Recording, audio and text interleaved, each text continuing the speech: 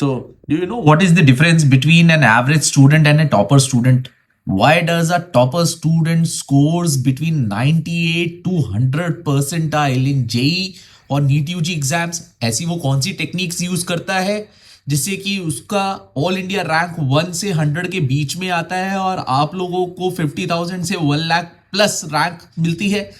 आज मैं आप लोगों को वो सारी टेक्निक्स बताने जा रहा हूं जो कि एक टॉपर टूल्स की तरह यूज करता है. I will be decoding the toppers tool kit to all of you so that you can also become a topper and you can score between 98 to 100% in JEE and NEET UG exams which are going to take place in 2026.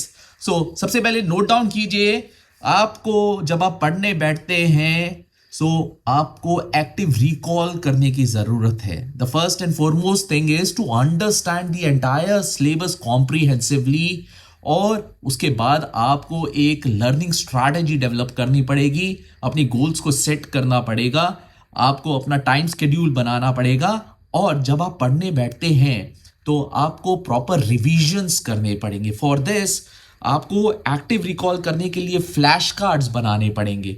Redundant तरीके से same तरीके से बार बार read करना, रट्टाफिकेशन लगाते जाने से आप अपने ब्रेन की एफिशिएंसी को इंप्रूव नहीं कर सकते. The second thing is make flow charts.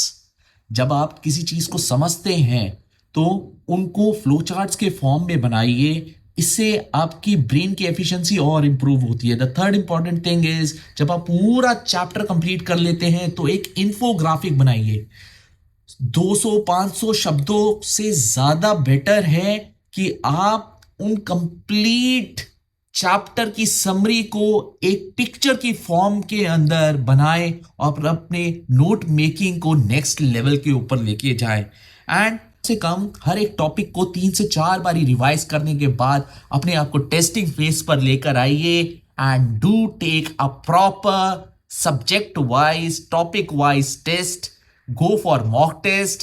And अगर आपको ये कंटेंट अच्छा लगा हो तो प्लीज इसे सारे JEE and NEET UG aspirants तक लेकर जाइए, इसे अपनी फैमिली एंड फ्रेंड्स के साथ शेयर कीजिए.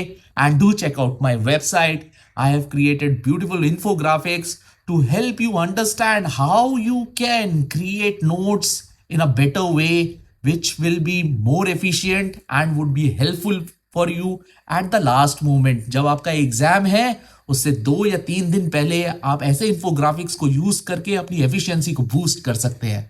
Thank you very much for watching this reel and do support us. Thank you.